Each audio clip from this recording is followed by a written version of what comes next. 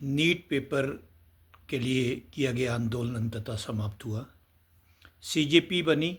CJP जो cockroach party थी, कॉकरोचों ने अच्छा आंदोलन किया, लेकिन जो नीट में जो छात्र पेपर लीक हुआ था उसके विरुद्ध जो आंदोलन चला बहुत उचित था। हम मानते उचित आंदोलन था और उचित ही इसका फैसला हुआ। लेकिन जो अपशब्द मोदी जी के लिए कहे गए और देश की तोड़फोड़ हुई, उसके लिए निश्चित तौर पर इन लोगों को माफ़ नहीं किया जा सकता। जिनने अपराध किया है उन पर आपराधिक मामले अवश्य दर्ज होने चाहिए।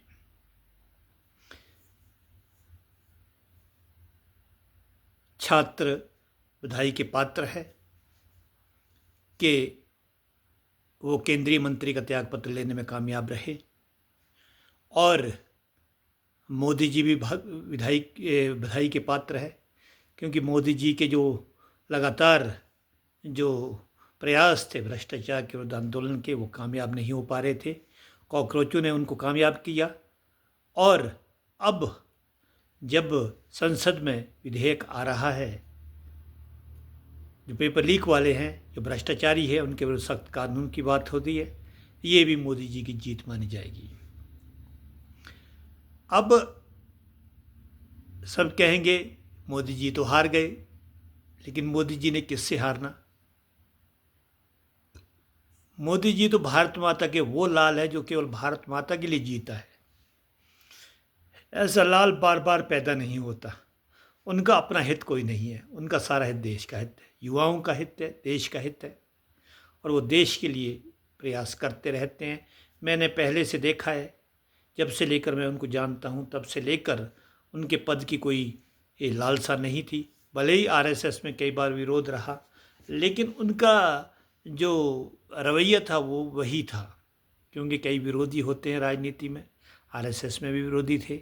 जब उनको बागडोर दी जाती थी तब केशुभाई पटेल उनके राजनीतिक गुरु भी थे, उनके विरुद्ध इसके अलावा जो है अन्य कई लोगों के विरुद्ध उनके चले रहते थे।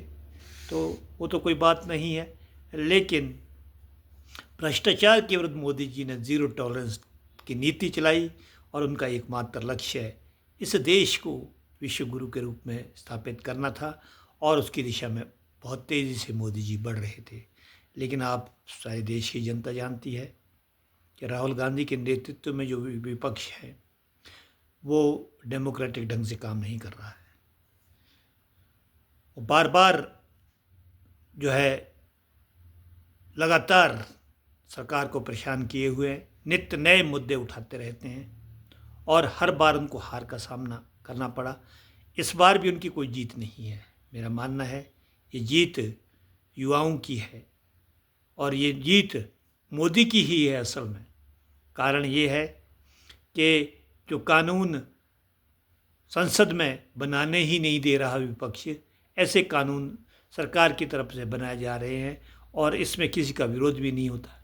क्योंकि आपने देखा होगा बड़े बड़े इंस्टीट्यूट हर बीजेपी वालों के भी है, कांग्रेस वालों के भी है, और भ्रष्टाचारी कांग्रेस में भी है, भाजपा में भी है। कहाँ भ्रष्टाचार नहीं है? अब भ्रष्टाचार पर नकेल मोदी जी कसना चाहते हैं, लेकिन कई बार अपने पार्टी के दबाव में, कुछ विपक्षी दलों के दबाव में वो नहीं कर पाते।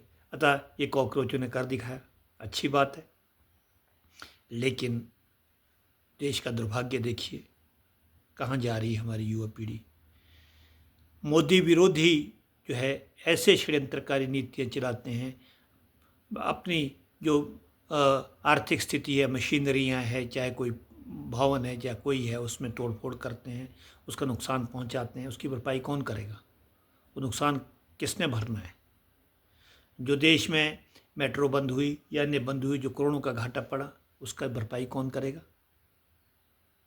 इसके अलावा ये तो चलो छोड़ो, ये तो चलो एक आंदोलन तक कामयाबी, लेकिन उसका देखिए आप कितनी अश्लील अश्लील बातें बोली गई, कितनी मोदी के लिए कितनी गालियां दी गई, मंत्रियों के लिए कितनी गालियां दी गई, लड़कियां इतनी अश्लीलता पर उतर जाएगी। हे मेरे देश के कर्णधारों, ये देश कहाँ जा रहा है? जेनजी की बात करते हैं। जेनजी हमारी आत्मा है, हमारे बच्चे हैं, हमारी शान है। हर आदमी के बच्चे हैं, हर आदमी अपने बच्चे के लिए जीता है। लेकिन ऐसा जेंजी, वो माँ बाप जिनने ऐसे बच्चे पैदा किए, उनको मैं समझता हूँ कितने बड़े संस्कार आपने अपने बेटा बेटियों को दिए हैं, कितने बड़े संस्कार आपने दिए हैं। मैं उसके बारे में कुछ नहीं कह सकता। इतनी अश्लीलता, इतना दुर्भाग्य है देश का। देश के प्रधानमंत्री, कोई देश का प्रधानमंत्री अपने आप नहीं बन गए। आपने नहीं बनाया, किसी ने नहीं बनाया, तो बहुत सारी जनता ने तो उनको देश का प्रधानमंत्री बनाया है। वो इलेक्टेड प्रधानमंत्री है। कोई ऐसे प्रधानमंत्री नहीं है कि वो जो है ना जी कहीं से उठाए और बिठा दिए। देश के प्रधानमंत्री के लिए इतनी गाली, जब कोई दूसरा प्रधानमंत्री बैठेगा उसके लिए कोई गाली देगा, अच्छी बात थोड़ी भी है। प्रधानमंत्री का पद बड़ा है, देश के लिए सम्मान का पद है, और मोदी जी तो विश्व के ताकतवर नेताओं में से एक है। ऐसे व्यक्ति के लिए गाली देना कितना शोभनीय व्यवहार है, कितना दुर्भाग्यपूर्ण स्थिति है। ऐसे माँ बापों को, ऐसे माँ बाप, ऐसी औलाद, ऐसे माँ बाप देश के लिए अच्छे नहीं है। देश आगे नहीं बढ़ सकता। देश आगे कैसे बढ़ेगा?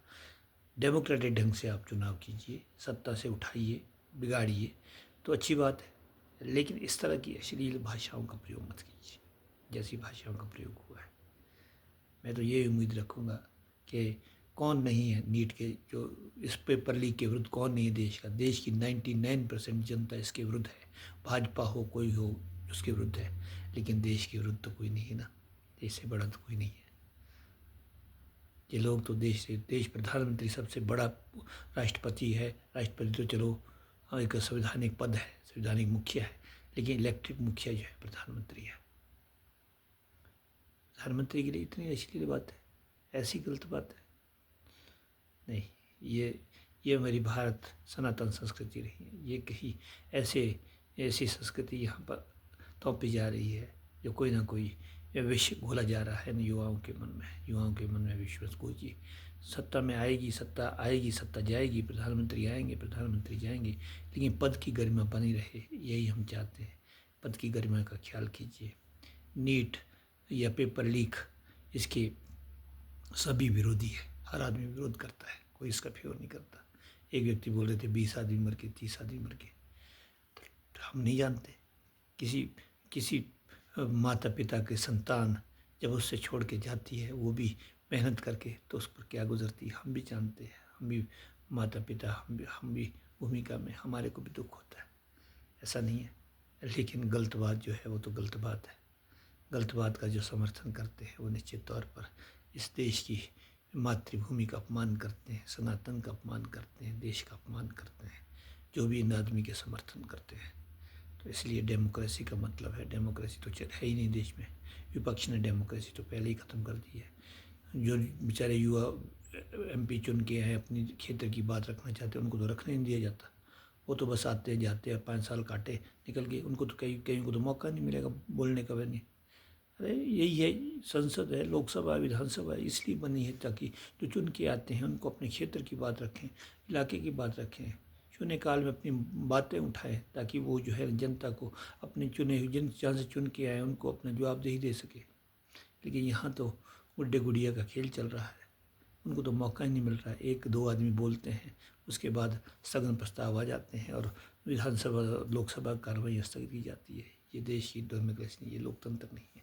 ये लोकतंत्र की दुहाई करने वाले जो है देश के विरुद्ध है, ऐसा मेरा मानना है। अतः नीट पेपर लीक जो है, आज उनके लिए सख्त कानून लाया गया है, और सख्त कानून में मुझे विश्वास है कि विपक्ष इसका साथ देगा।